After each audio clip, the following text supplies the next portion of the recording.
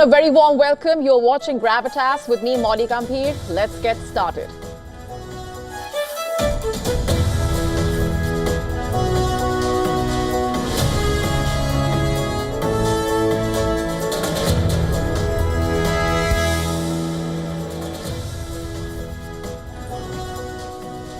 Our top focus tonight on Gravitas, we tell you about an exclusive Reuters investigation that has found evidence of Chinese drone experts working directly with Russia's sanctioned weapons manufacturer. We tell you all about the findings and the implications. And here's a look at what else is lined up for you on the show tonight. India successfully tested Agni-Prime missile from a railway's launcher. We get you the complete story. We're also telling you all about the rise in nightmare bacteria cases in the United States. What exactly are these cases all about and what's causing them? Telling you all that you need to know. All this and more coming up.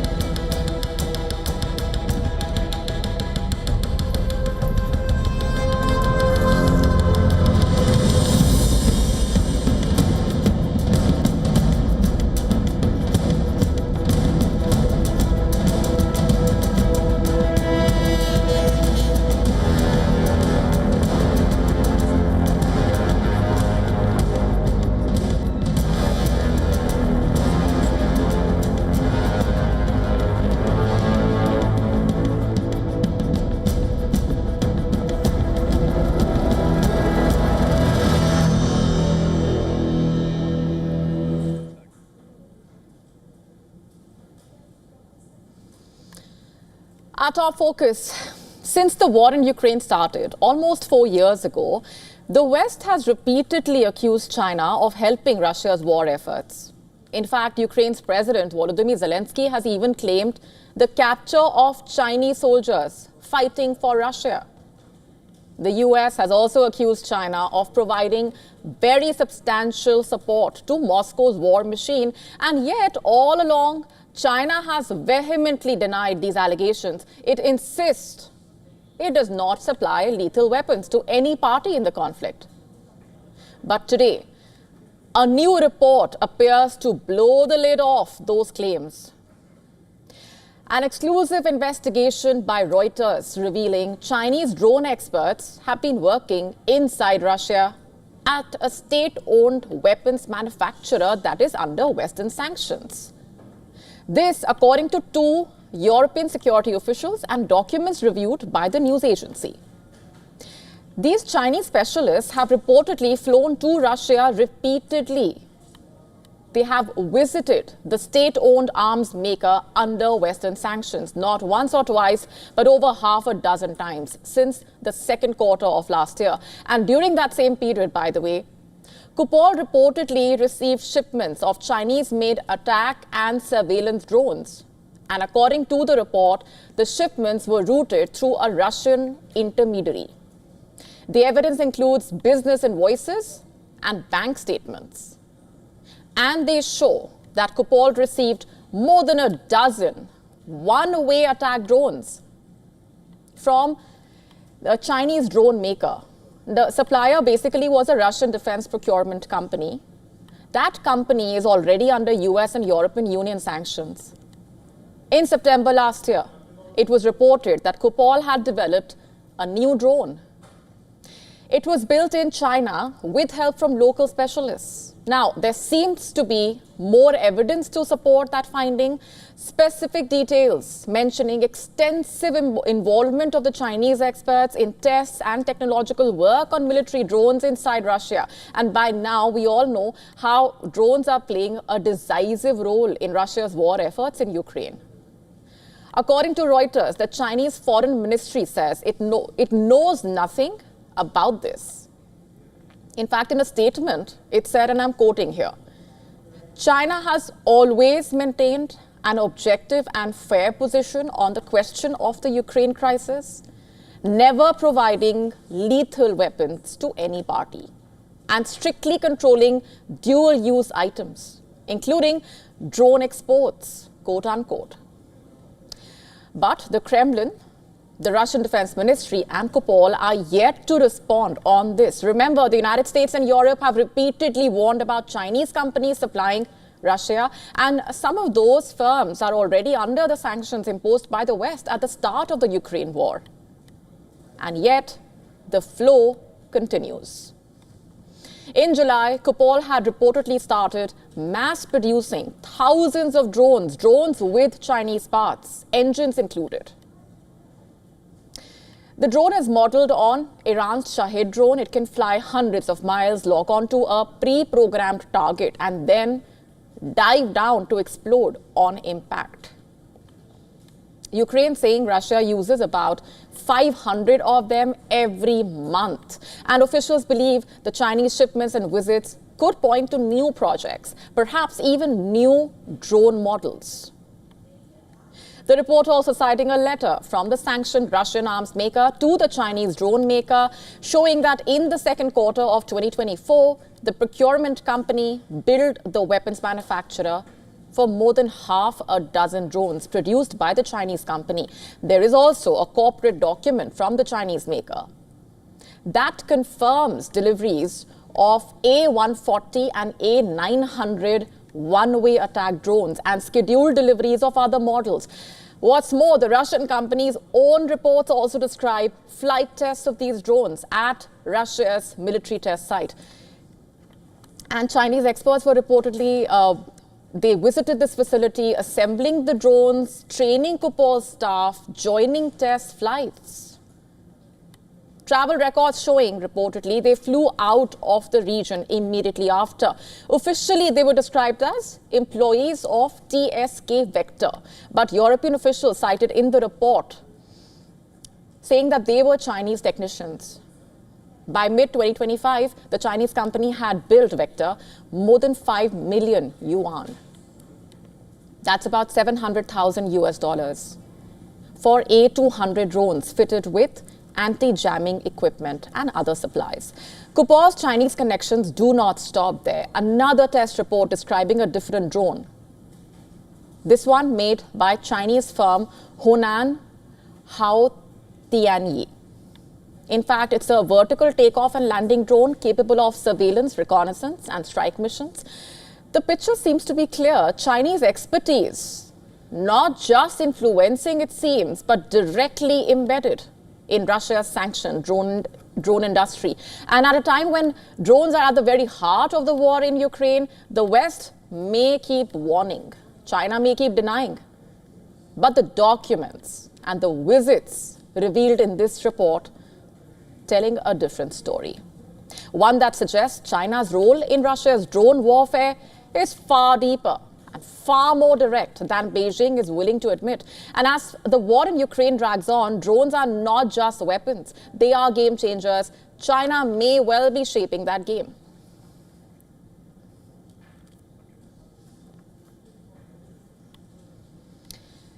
Shifting focus for now, India fired a thunderbolt from steel rails. The Agni missile roaring into the sky, rewriting the rules of mobility and power.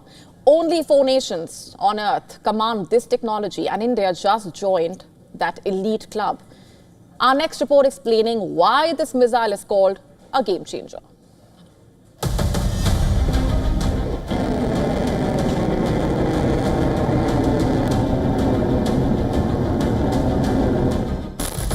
The ground trembled. The skies lit up. India's Agni-Prime raced out from the rails. An unstoppable force unleashed.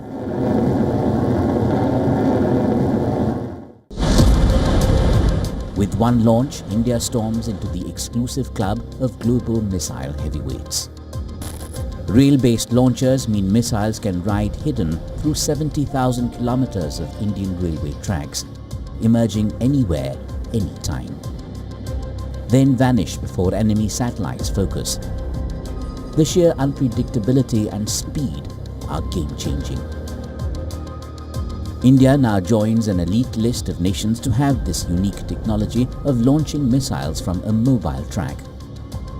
Right now, only Russia, the US and China could fire railcar-based intercontinental ballistic missiles.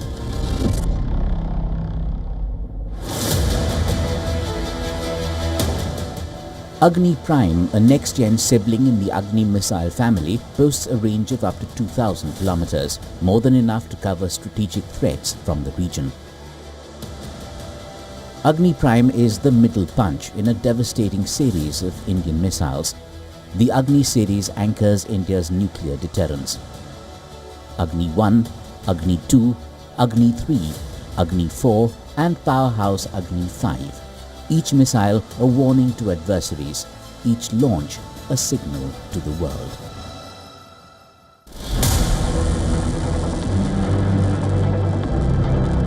Together they form a layered shield from regional reach to global menace. This rail launch isn't a mere technical footnote, it's a demonstration of India's absolute mobile power executed under a full operational scenario. The message to the adversary is chillingly clear. We can hit you hard wherever we want. You can't hit what you can't find. Bureau Report, WION World is One.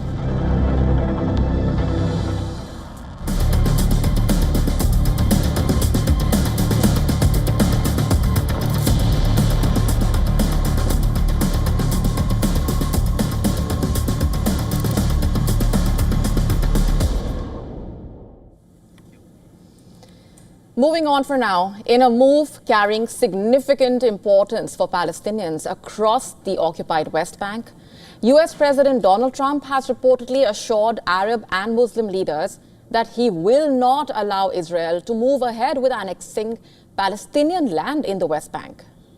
In fact, the US President co-hosted high-level meeting with leaders from Qatar, Jordan, Turkey, Indonesia, Pakistan, Egypt, the UAE, and Saudi Arabia, where Trump expressed firm opposition to any attempt by the Israeli Prime Minister to seize the West Bank.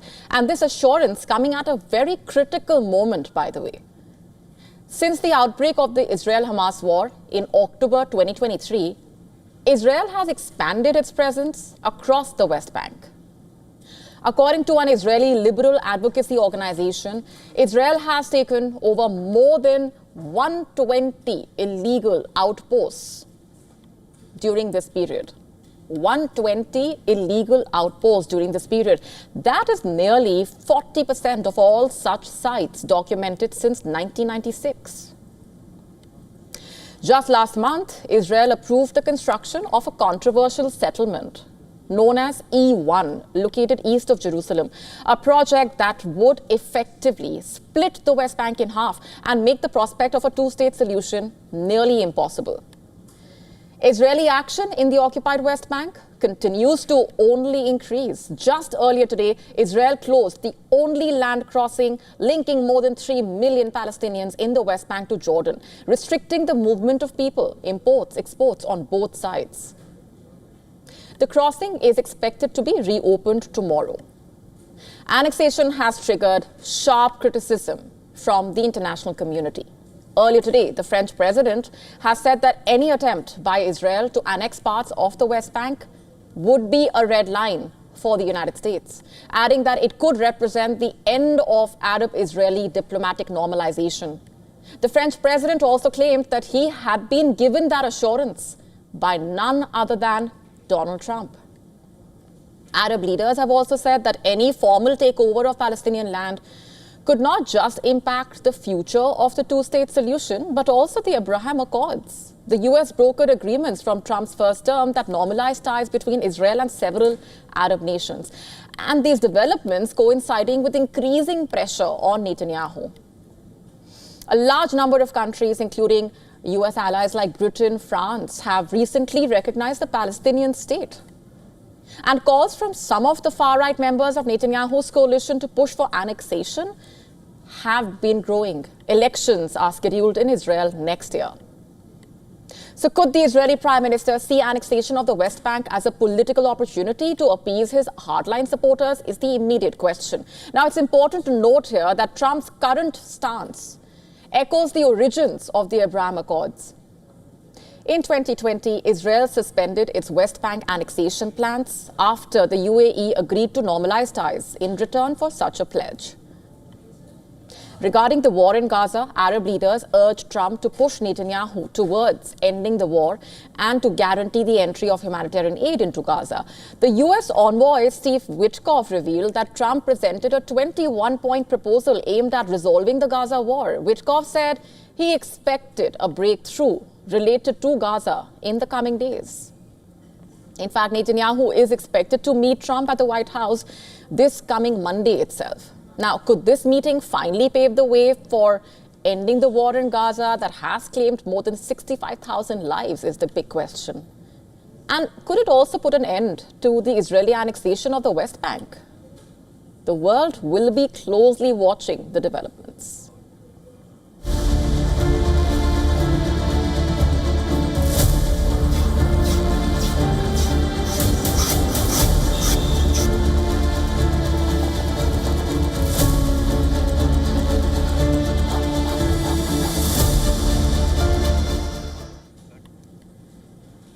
An alarming drug-resistant bacteria is troubling U.S. health officials. A new report from CDC scientists showing infections caused by a tough strain of bacteria driven by the NDM gene have surged nearly 70% in the last few years. What's even more concerning here is that NDM bacteria infections, which were once rare and were mostly linked to patients receiving medical care overseas, the numbers have jumped more than fivefold in the country in just a few years. These bacteria resist most antibiotics, which doctors often use as a last resort in hospitals. But experts also warn those treatments may not remain effective for long. CDC researchers now warning that people may spread these bacteria within communities, and many could carry the bacteria without even knowing it. It can actually make routine infections like urinary tract infections far harder to treat. But what's really causing the rise? What's really happening here?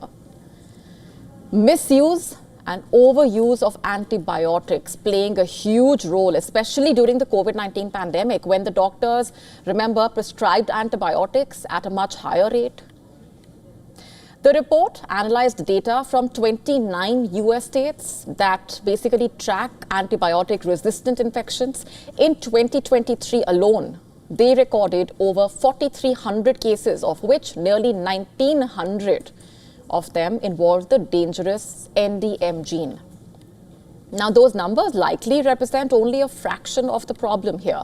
Many large states, including Texas, Florida, New York, do not fully report or test for these infections, so the true national total could be much higher. Experts warn that without urgent improvements in testing, reporting, and responsible antibiotic use, we may soon face a post-antibiotic era where even common infections become untreatable.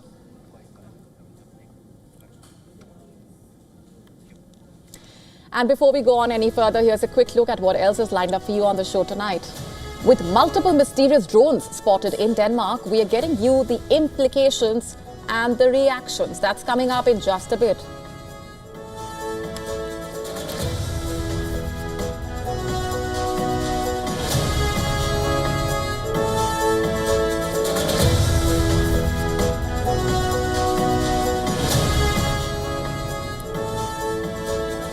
We're also getting you the story of a 13-year-old from Afghanistan who was found at the Delhi airport inside the landing gear compartment of a flight from Kabul. He took a flight from poverty to hope.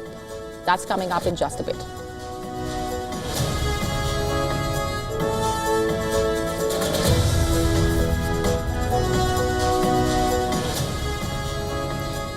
Is eating yogurt the secret to a long life? We tell you what the study on a woman who lived for 117 years has found. All this and more coming up.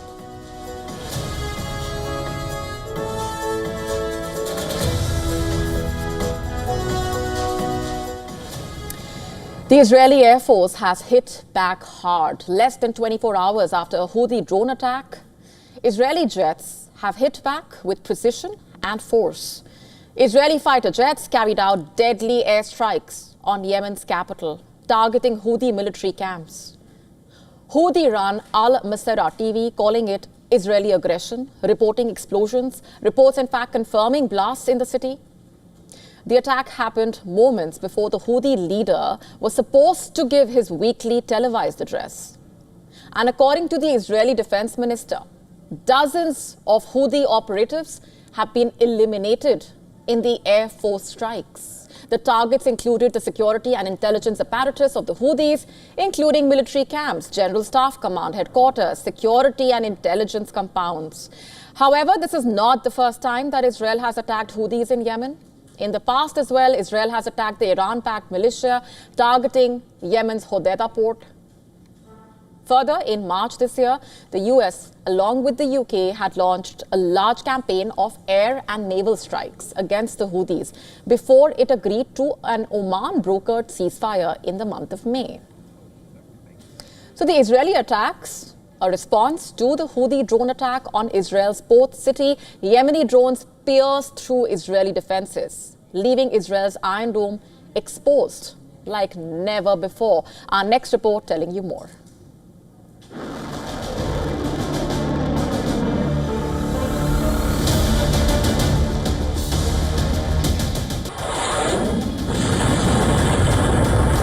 It hit the city like a fist.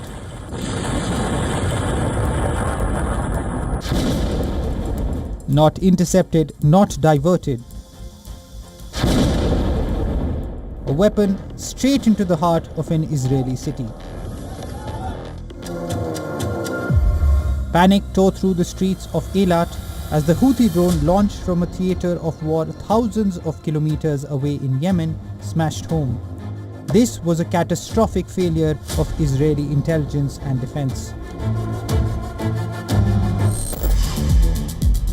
The Iron Dome, the multi-billion-dollar marvel of Western technology, was utterly evaded. Its radar failed to lock. Its interceptors stayed silent in their silos. This is the new calculus of war. Low-cost, long-range drones are carving a path of destruction right past the world's most sophisticated air defense network. It is a stunning, humiliating defeat for the system. The Houthis, defiant as always, claimed responsibility, calling it a successful military operation targeting Israeli installations. This operation marks the second within the past 24 hours, as the drone air force had previously executed a military operation yesterday, Tuesday, using several drones targeting multiple Israeli enemy targets in the areas of al-Rush and Beersheba in southern occupied Palestine. The Houthis have been launching missiles and drones thousands of kilometers north towards Israel. The Yemen-based group says these are acts of solidarity with the Palestinians.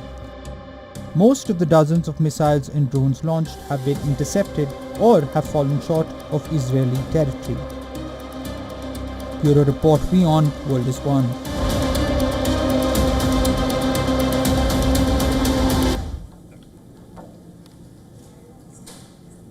Six years on from the first outbreak in China's Wuhan, the truth about COVID-19 still threatens those who try to tell it. And authorities in China, well, they continue to try and silence them. Zhang Zhan, a reporter who live-streamed over 120 videos in late 2019 from Wuhan about overwhelmed hospitals, deserted streets, people living under strict lockdowns, has once again been sentenced to 4 years in prison by the authorities in China. She was first jailed in 2020 for allegedly picking quarrels and provoking trouble, quote unquote. Released in mid-2024, she was re-detained 3 months later and has now been handed another prison sentence, and she has had no outside contact since then. Now, it's important to note here, China is yet to publicly specify the activities that she has been charged for. The UN Human Rights Office and press freedom groups saying that she was likely rearrested and charged due to her social media posts speaking about human rights violations in China. And her case perhaps reflecting that when Chinese journalists deviate from what's considered the official line on COVID-19, the regime will take immediate measures to try and silence the matter. In the Reporters Without Borders World Press Freedom Index 2025, China ranking 178th out of 180 in terms of press freedom and the treatment of journalists. And that's just one place above North Korea. The international non-profit also saying that more than 120 media workers are currently jailed in China for the coverage of the initial period of the COVID-19 outbreak in Wuhan. At least 7 Chinese journalists had been detained. They had posted videos from Wuhan showing hospitals overwhelmed, supply shortages, and just the human cost of the lockdowns, basically. And nearly 6 years later, China's crackdown on COVID-19 raising more questions than answers. What is China still trying to hide? What does Beijing want the world to not know?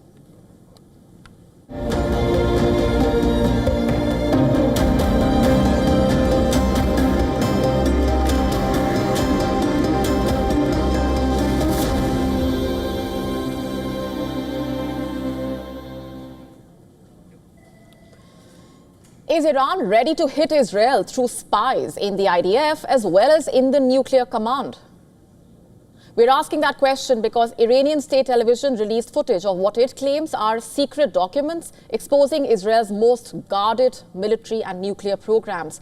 The broadcast showed files and videos that allegedly reveal activities inside Israel's Dimona reactor and other sensitive Israeli facilities. And according to Iran, the documents include details about Israel's past and current nuclear projects, improvements to the weapons programs, and even names of nearly 190 Israeli scientists and military experts. Iran's Ministry of Intelligence terming the operation a historic breakthrough, calling it a breach into the hidden chambers of Israel's defense system. And with officials claiming Iranian agents managed to extract millions of classified pages from Israel's military, intelligence, and nuclear archives. But then, just how credible are these documents? Israel has not issued any formal response to these allegations. Tehran claiming the leaks happened through Israeli insiders motivated by financial gain. And the Iranian revelations also coming against the backdrop of fresh remarks from the supreme leader, Ayatollah Ali Khamenei. He ruled out nuclear talks with Washington, dismissing negotiations as a dead end. Khamenei, in fact, accused the United States of repeatedly breaking its promises, and his remarks were a direct response to US President Donald Trump's statement at the UNGA, in which he said that Iran would never possess a nuclear weapon and branded the country as the world's #1 sponsor of terror. Listen to this. In my opinion, negotiating with the United States on the nuclear issue and perhaps on other issues is a complete dead end, meaning there is no right way, it is a complete dead end. Today, we are at a high level in terms of uranium enrichment. Of course, countries that want to make nuclear weapons can enrich up to 90%. Since we don't need weapons and we have decided not to have nuclear weapons, we didn't increase it, we increased it to 60%. It's a very high figure, it's a very good figure, and it's necessary for some of the things we need in the country. And according to satellite images, in an Associated Press report, Iran has started rebuilding missile production sites targeted by Israel during the 12-day war between the two sides in June this year. Another report also claiming that Iran has likely carried out an undeclared missile test at its Imam Khomeini spaceport. The intelligence claims by Iran coming at a time when Israel continues to struggle with internal security breaches. Just earlier this year, Israeli police and the Shin Bet arrested 2 army reservists, remember, accused of spying for Iran. And the authorities said one of them, a member of the Iron Dome unit, handed over confidential material about Israel's missile defense system. Evidence included a video of the anti-missile batteries in action. The investigators revealed that these suspects first contacted their Iranian handler last September, and just a month later, nearly 200 missiles and drones rained down on Israeli territory. In retaliation for Israel's role in the killings of the Hamas leader Ismail Haniyeh in Tehran, the Hezbollah chief Hassan Nasrallah, and an Iranian Revolutionary Guard commander. Iran's attack at the time hit several targets, including military sites. In December, another spy network came to light when Israeli police detained about 30 Israelis on charges of working with Iranian intelligence. A month earlier, in October, 7 others were accused of photographing and mapping sensitive bases, including Nevatim and Ramat David air bases. Both facilities were later targeted in missile and drone strikes launched by Iran and Hezbollah. Now, the pattern, combined with Iran claiming to possess key documents on Israel's nuclear sites, does raise crucial questions. Is Iran steadily building a network of informants within Israel's defense ranks? Could Tehran now possess the kind of insider knowledge that directly threatens Israel's nuclear command and missile shield? Well, for now, Israel remains silent. What is clear, though, is that espionage is no longer happening in the shadows.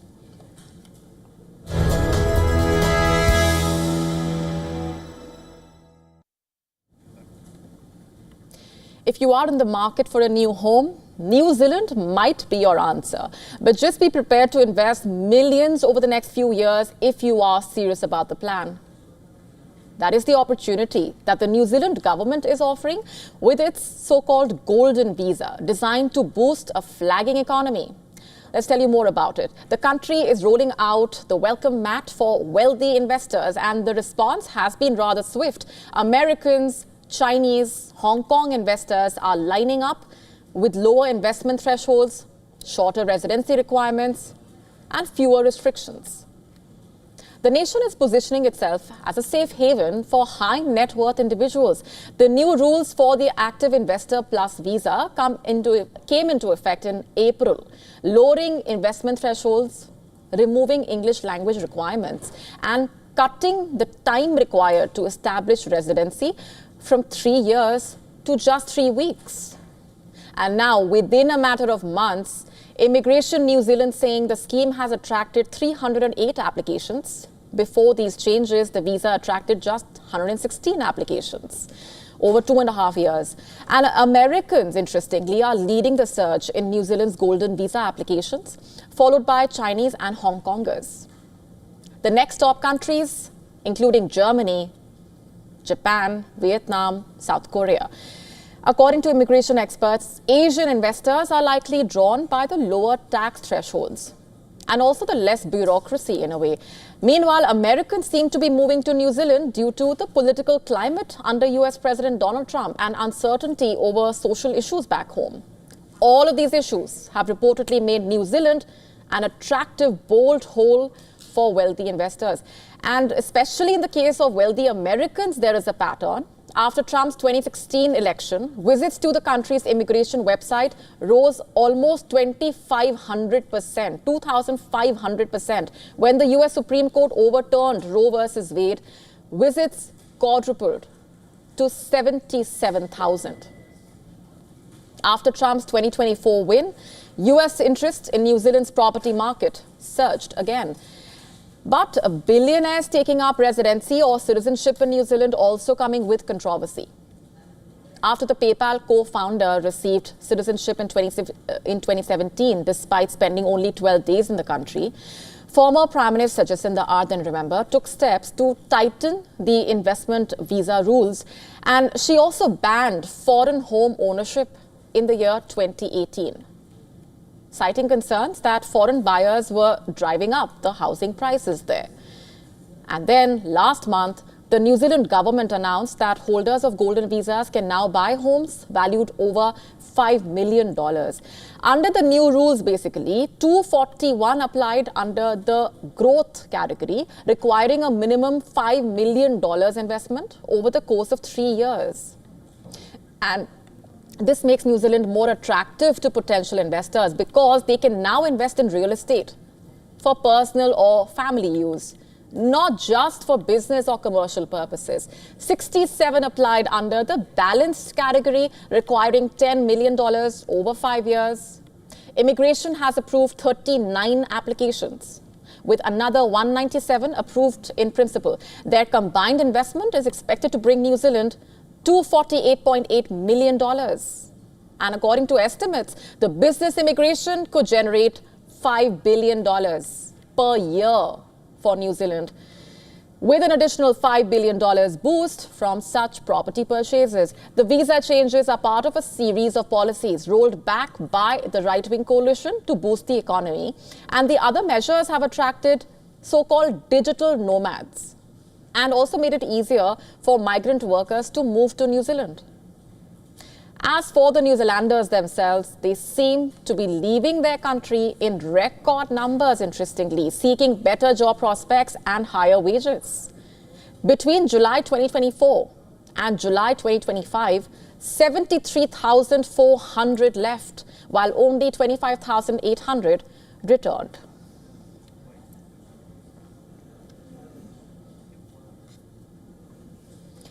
Moving on for now, this week, at the Delhi airport, a 13-year-old boy from Afghanistan was found inside the landing gear compartment of a flight from Kabul.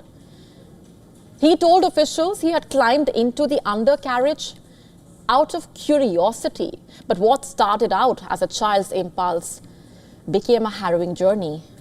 2 hours at over 36,000 feet in sub-zero temperatures, with no oxygen in a way, nowhere to move. Miraculously, the little boy survived. The boy hails from Kunduz and was later questioned and then deported back to Kabul on the same plane. But his story is a lot more about what happened. It's not just about a stowaway incident, really. It's about hope, to say the least. Hope for a better search of life, even when the odds are almost against you entirely. But we have seen such scenes before. Unforgettable images from 2021, when chaos gripped Kabul during the Taliban takeover. Desperate Afghans were seen clinging onto the wheels of a departing military aircraft, remember. Some fell to their deaths. It was a moment that shocked the world and is a haunting reminder of just how high the cost of hope can actually be. This is not an isolated case. In 2023, a man hid in the landing gear of a plane flying from Algeria to Paris. Despite the freezing temperatures and the low levels of oxygen, he survived that journey miraculously. A year before that, in 2022, a 22-year-old Kenyan man was found alive inside the wheel section of a cargo plane after landing in Amsterdam. He had endured a long, multi-leg flight through extreme conditions, to say the least. And in 2010, a 20-year-old Romanian man survived a 97-minute flight hidden in the landing gear of a Boeing 747. The plane flew lower than usual due to bad weather conditions, which likely saved his life, despite the extremely low temperatures. And going further back to 1996, 2 brothers from Punjab hid in the landing gear of a British Airways flight. Only one survived the 10-hour journey. The younger brother tragically died, fell from the aircraft as it approached London. These are more than just tales of stowaways. They are stories of survival, stories of hope.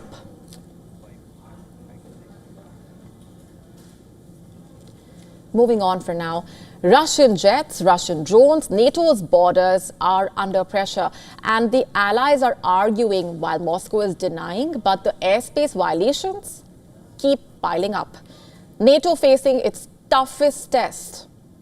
Act hard or risk looking weak? Take a look.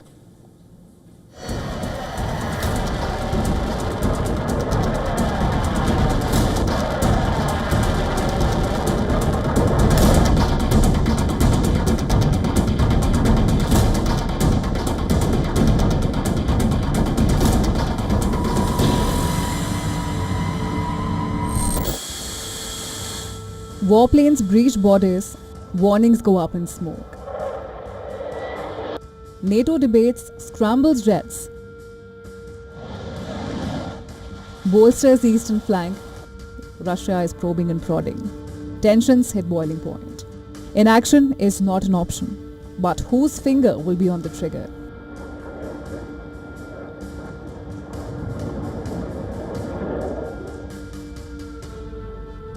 It started with a low buzz, drones sighted near Danish airports, then the roar.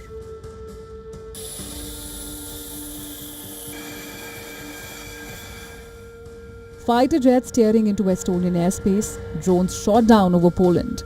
Air raid sirens and NATO rushing advanced fighter jets to protect its eastern line. Russia denies everything, calling the alliance's uproar as Western hysteria and warning of dangerous escalation. But on the ground, the danger is deadly real. Airports closed, runways clear, radar screens pulsing red as pilots scramble and air defenses snap to life. Denmark says the threat is real. There must be no doubt that everything indicates that it is a professional actor when it comes to such a systematic operation at so many locations almost simultaneously. This is what I would define as a hybrid attack with different types of drones. These are actions that could endanger our security and freedom. Inside NATO, the debate is a storm. Poland, the Baltics are hawkish, demanding downed planes, live fire and instant retribution for every breach. US President Donald Trump is saying, shoot down any intruding Russian jet or drone. But many European capitals warn of a catastrophe. One wrong missile, one accidental clash, and Europe tumbles into chaos. The fingers are pointed towards Moscow. The suspicion is obvious. This is part of Vladimir Putin's strategy, without us being able to say anything concrete in this case, as I said. But it is part of what we experience every day. We are not at war, but we are also no longer at complete peace. Excuse me, Mr. President. What does taking it up a notch mean? It means that if someone provokes you again, you should respond a bit more firmly. So, I won't engage in political fiction. The alliance is in a deep bind. The window for consensus is closing fast. Europe holds its breath. The next drone strike could be the one that forces NATO's hand, plunging the continent into the abyss. Bureau Report, WION World is One.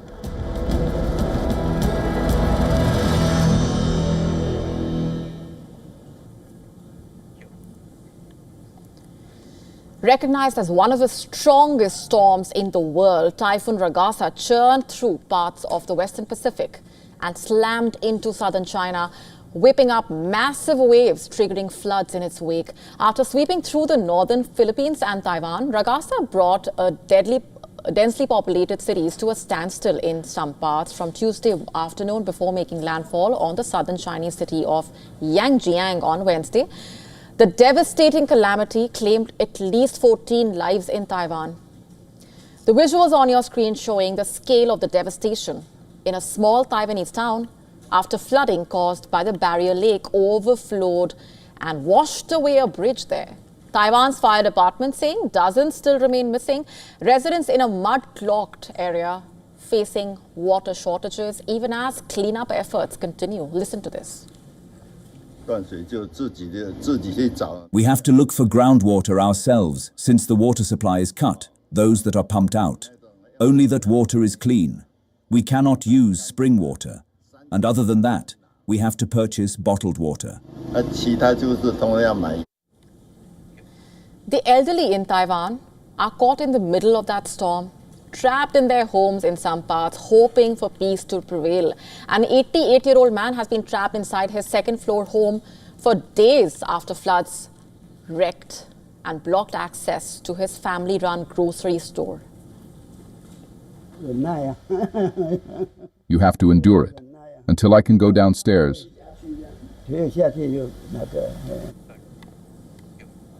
That's the exact moment when floodwaters crashed into a Hong Kong restaurant. 100 people were injured as the authorities imposed the highest typhoon signal, 10, for most of the day.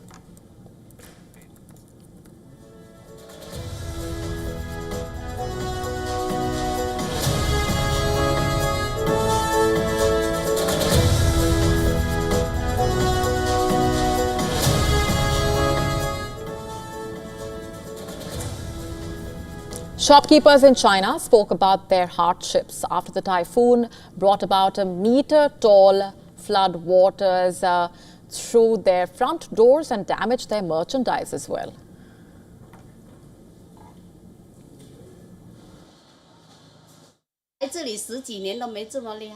Over $140 per half kilogram of this tea can't be sold. All of it has been soaked in flood water, soaked through to the inside.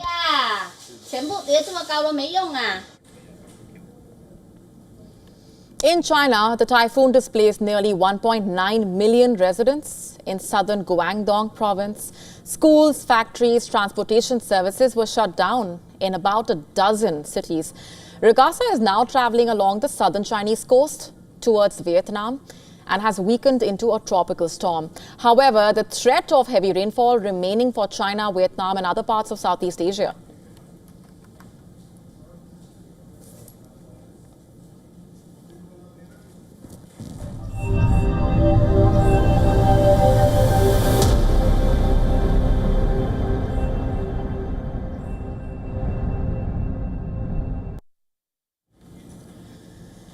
It's one of the cruelest diseases known to mankind, a condition that runs in families. It strikes people in the prime of their lives and slowly robs them of movement, memory, identity. We are talking about Huntington's, which had no cure until now.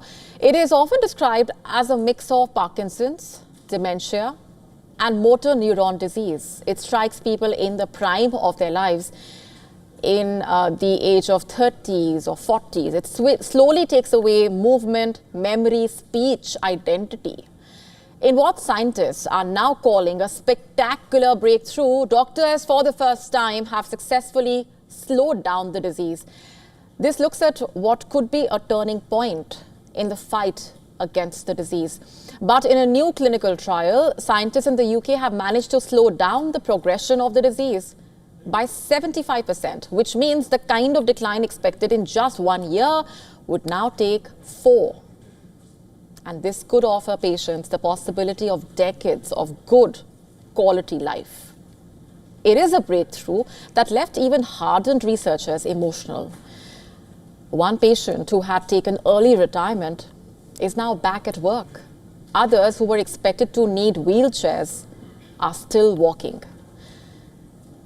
Professor Sara Tabrizi, who led the trial, called the findings spectacular. She said that they never in their wildest dreams expected this. For families who have lived with the heartbreak of the disease for generations now, this moment offers a lot of hope, something that they never had before.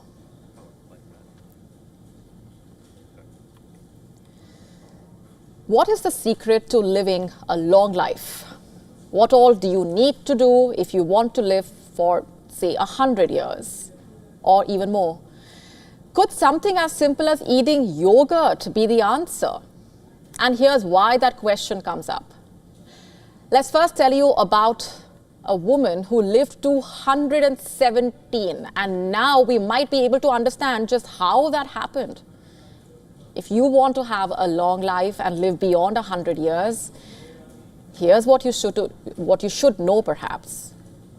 A health evaluation of one of the world's oldest people suggesting that one reason for her long life and living to the age of 117 was an extremely young genome, in simple terms. But is it just about good genetics and bad genetics? While members of the woman's extended family died from common causes, reportedly, she had an extremely long life. So then what are we to take away from all of this? And what do we know about the way she lived? For starters, her lifestyle was great. She had a close circle of family and friends, and as her friends died, she made new ones. Basically, she lived a healthy life in many ways and looked after herself. According to experts, healthy genes and microbiomes do not explain longevity just on their own. In fact, she wanted to be studied. She died last summer, and her blood, saliva, urine, and stool were examined. So what's been found? I'm sure you are extremely curious to know. According to a paper published in the journal Cell Reports Medicine, she followed a Mediterranean diet, walked an hour a day until the point she could. And what about genes? According to researchers, also very interestingly, the microbes that lived in and on her body or her microbiome are associated with low levels of inflammation. The microbiome had an abundance of a type of beneficial bacteria whose growth can be spurred by bacteria in yogurt. So that's one of the most interesting bits here. She ate 3 yogurts a day. Just to break this down, it's to do with inflammation, high levels of which are linked to advanced aging as per experts. But it's not just about good genes, microbiomes, or other factors. It's a combination of several parameters. And while there have been mixed reactions to those findings, they're also extremely fascinating and form yet another layer in our quest for longevity. According to scientists, they are now using the findings to provide a fresh look at human aging biology, suggesting biomarkers for healthy aging and potential strategies to also increase life expectancy. And with the help of these revelations and further findings, may you live 100 years.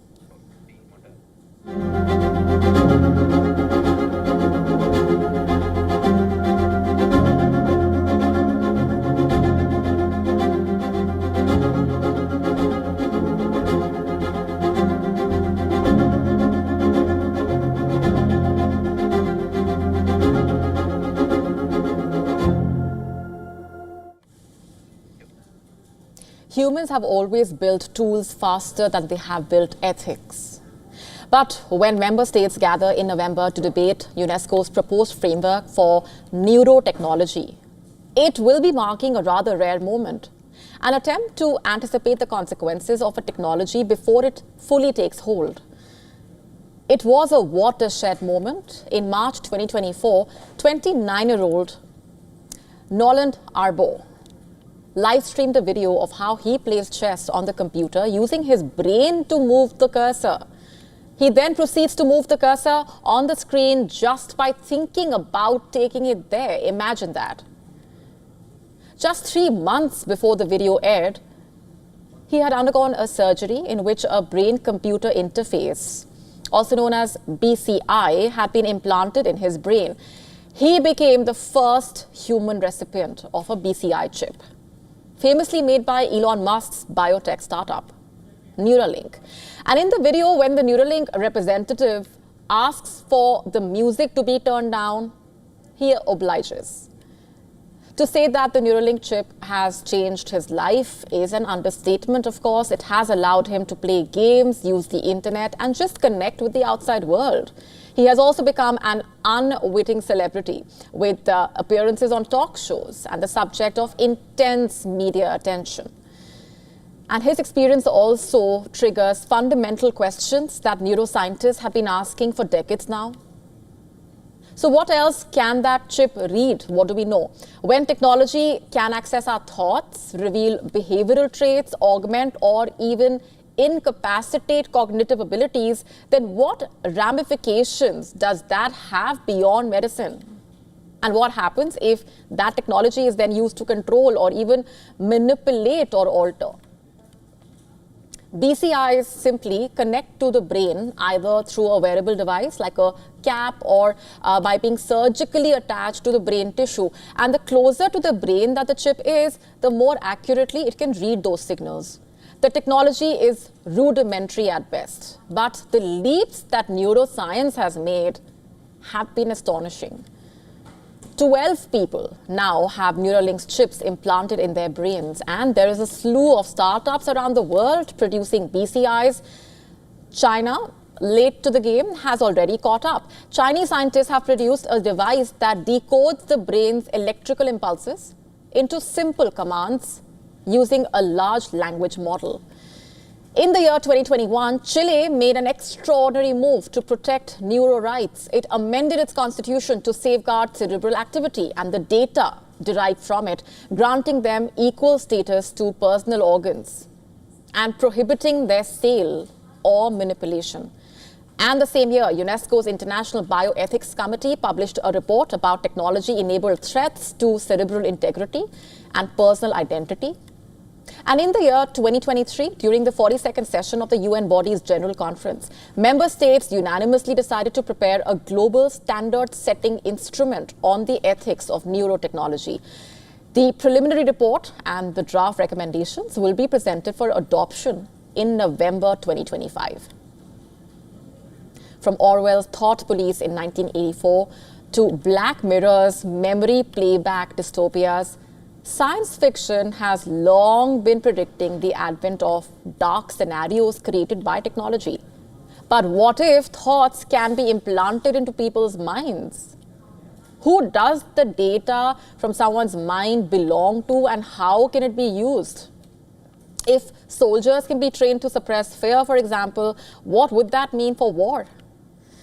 As you can tell, the list of possibilities is endless, and there are no easy answers here.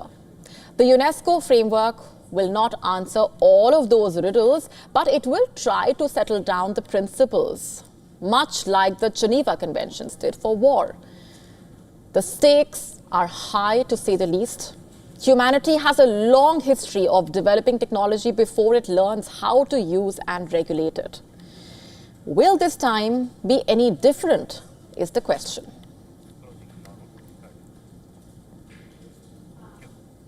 And with that, it's a wrap on this edition of Gravitas. This is me, Molly Gampir, signing off. Thanks for watching.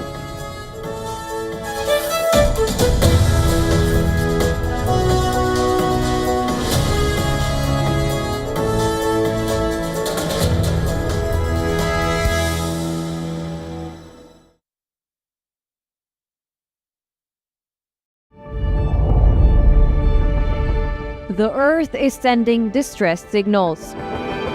Wildfires, droughts, and melting glaciers.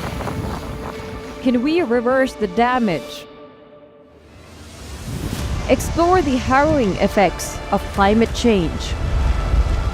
It's a wake-up call. Global emergency. Climate Tracker on WION World is One.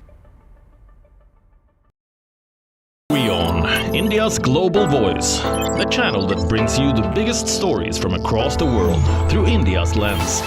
Now available in more than 190 countries worldwide, because we believe that the world is one. Watch us in Africa, Europe, USA,